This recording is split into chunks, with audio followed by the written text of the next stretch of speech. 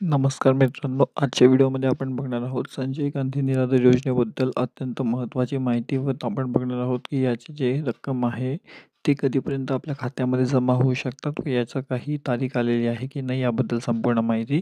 मित्रांनो, बऱ्याचशा जणांना माहीत असेल की ह्याची जी रक्कम आहे ती अजून अकाउंटमध्ये आलेली नाही आहे, तर ही नेमकी कधीपर्यंत येऊ शकते व अधिवेशनामध्ये याच्यामध्ये काही बदल होऊ शकतात का, याच्याबद्दलही आपण संपूर्ण माहिती बघणार आहोत. आता नेमकं काय अपडेट आहे तर ते आपण जाणून घेऊया. तर जर तुम्ही आमच्या चॅनलवर नवीन आला असाल तर जरूर आमच्या चॅनलला सबस्क्राईब करा इंडिया न्यूज अपडेटला, जेणेकरून तुम्हाला याबद्दल संपूर्ण माहिती सर्वप्रथम तुमच्या यूट्यूब चॅनलवर भेटत राहील. मित्रांनो, संजय गांधी निराधार योजना, आता ही जी योजना आहे याची जी एकूण रक्कम आहे ती किती मिळणार?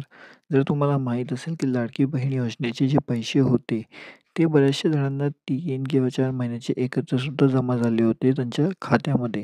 तर हे जे पैसे आहेत ते जवळपास संजय गांधी निराधार योजनेचे पण असे होऊ शकतात.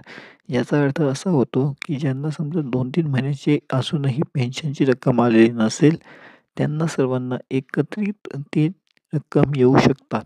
म्हणजे नेमकं काय? तर म्हणजे असं असू शकतं की आता समजा जर तुम्हाला ₹1500 येत आहेत दर महिन्याला आणि जर तुमची ती रक्कम आलेली नाही आहे 4 महिन्याची, तर 2 महिन्याचे तुमचे होतात ₹3000. असेच तुमचे 4 महिन्याचे होतात ₹6000. आता हे 6,000 कसे झाले? तर ₹1500 प्रति महिन्याच्या हिशोबाने 4 महिन्यांचे झाले ₹6,000. तर आता ही जी रक्कम आहे ती तुमच्या खात्यात एकत्रपणे सुद्धा येऊ शकतात. कारण की जे लाडक्या बहिणीचे जे पैसे होते, म्हणजे लाडक्या बहिणी योजनेची जी रक्कम होती ती जवळपास अशा स्वरूपामध्ये लोकांना मिळाली होती. म्हणजेच त्यांना 2-3 महिन्याचे पैसे नव्हते आले, तर ज्यांना 2 महिन्याचे नव्हते आले त्यांना एकत्रितपणे ₹3000 आले होते व ज्यांना 3 महिन्याचे पैसे नव्हते आले त्यांना ₹4500 आलेले. तसं संजय गांधीचं योजनेबद्दल सुद्धा असं होण्याची शक्यता आहे व ती रक्कम नेमकी आपल्या अकाउंटपर्यंत कधीपर्यंत जमा होणार आहे याच्याबद्दल जर आपण आता बघायचं झालं, तर आता हिवाळी अधिवेशन लागलेलं आहे.